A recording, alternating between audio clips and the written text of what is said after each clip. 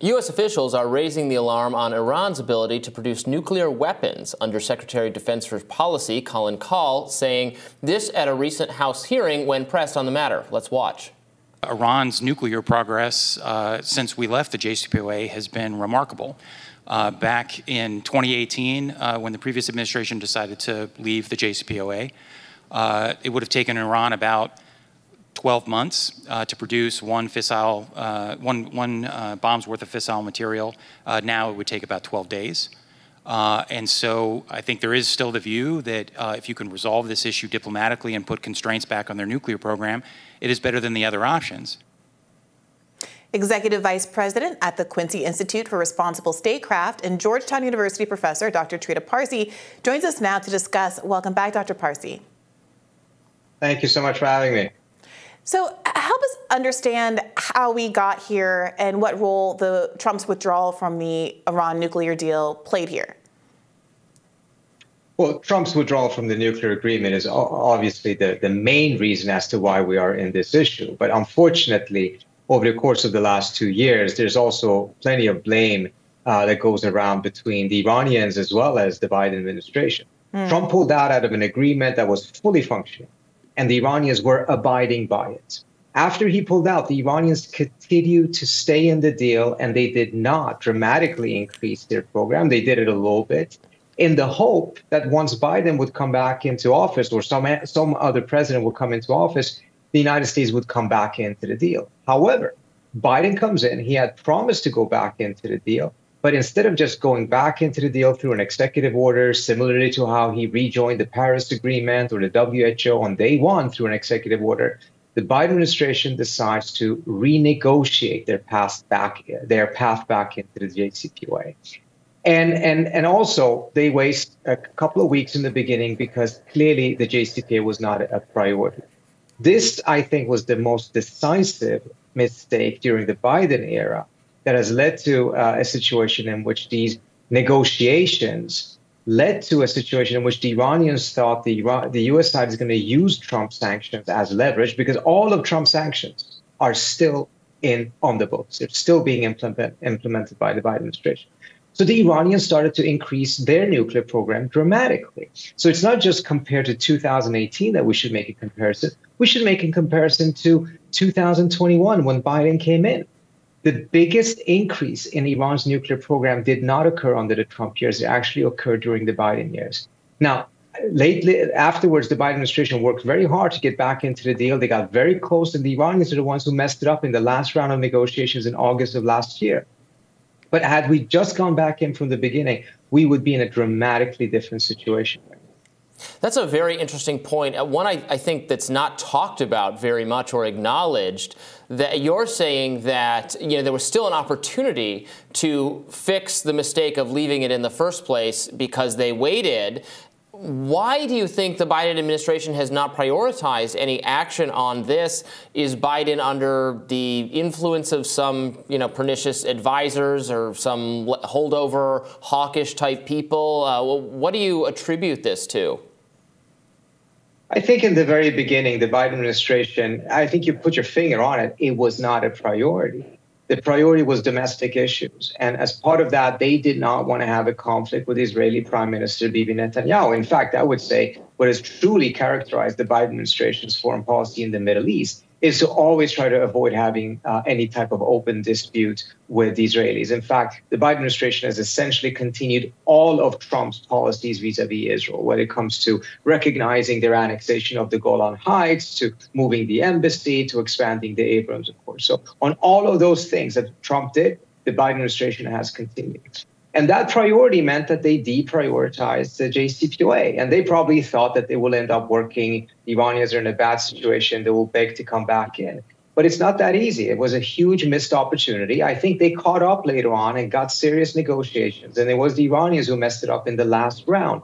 However, the most decisive mistake, in my view, was the one that the Biden administration made by thinking that it would be better to renegotiate a return to the JCPOA rather than just going back in. That would have put us in a dramatically different situation. All of this problem that we're facing right now, 60% enrichment, adding more than 2,000 new advanced centrifuges, none of that had occurred when Biden first came into office. So when you say Biden thought he could renegotiate his way back in, what kinds of things was he hoping to negotiate for that weren't just the status quo of the Iran nuclear deal? And then can you elaborate a little bit more on what Israel hoped to gain by thwarting this deal? Do they not have an interest in Iran also not developing its nuclear program? Sure. I think on the Biden side, I think they saw this as an opportunity to fix what some advisors on the Biden administration felt were a problem with the JCPOA. They thought that this was an opportunity to make it longer and stronger. These are words that were used by Tony Blinken early days of the administration's reign. And it sent the Iranians the absolute wrong message. It meant that there's actually going to be a renegotiation of the JCPOA as a whole. The same thing that Trump said he wanted, although he never got to the point of actually renegotiating. And there were things such as making sure that some of the restrictions that would fall off after 25 or 20 years, that those would be extended, perhaps bringing in Iran's missile program into the conversation as well. These were the things I think the Biden administration thought that they had an opportunity to do, and it would make the deal better and stronger. But in reality, that essential greed is part of the reason why we are in this situation today.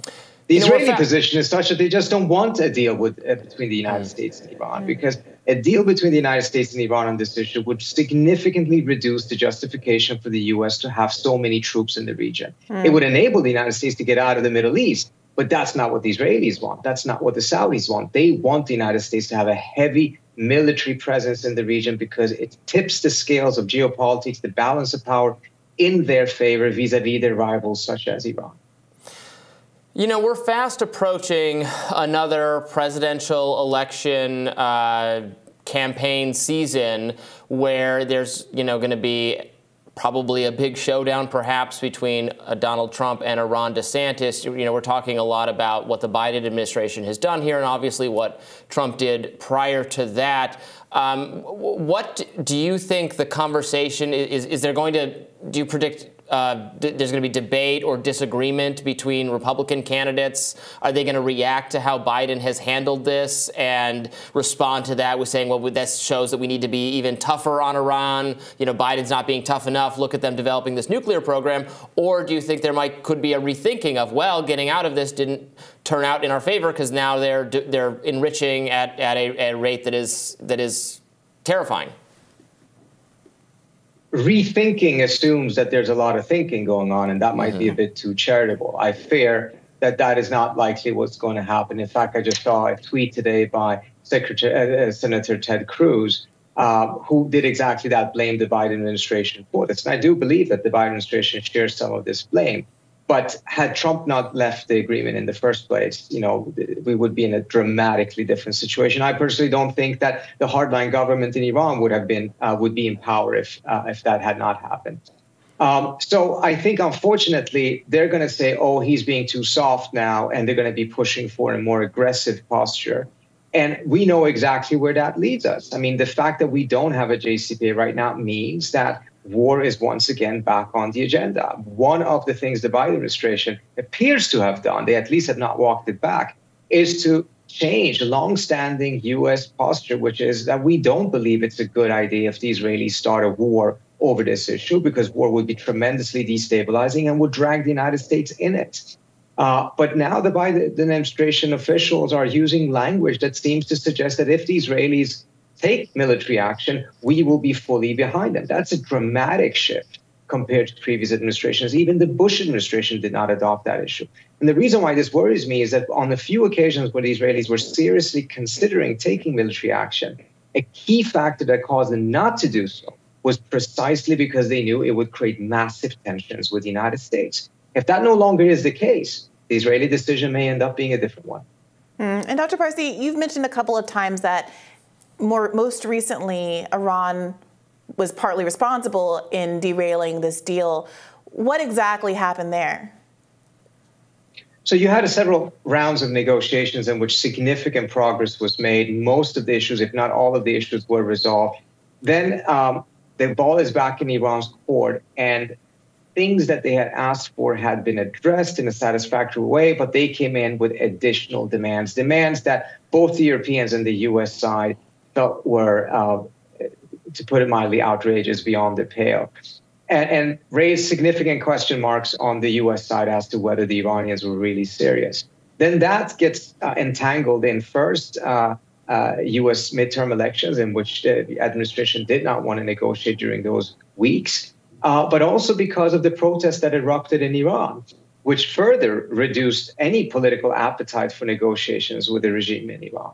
And then, of course, that situation has sustained itself. I mean, the protests are not at the level they were before, but nevertheless, we have seen how brutal the Iranian regime is towards its own population. But then another factor has emerged, which is probably even more important. In fact, I would say far more important, which is that the Iranians have emerged supporting the Russians in the war in Ukraine with drones and potentially with more weapons as well. That has further increased any political cost of striking a deal. So I find it fascinating the way Secretary Cal put it in this testimony is that clearly diplomacy would be the best way out of this, but it's on ice right now because the political cost of engaging in diplomacy is just simply deemed too high because of all of these different factors. Dr. Parsi, thank you so much for joining us today. We really appreciate it. Thank you so much for having me. We'll have more Rising right after this.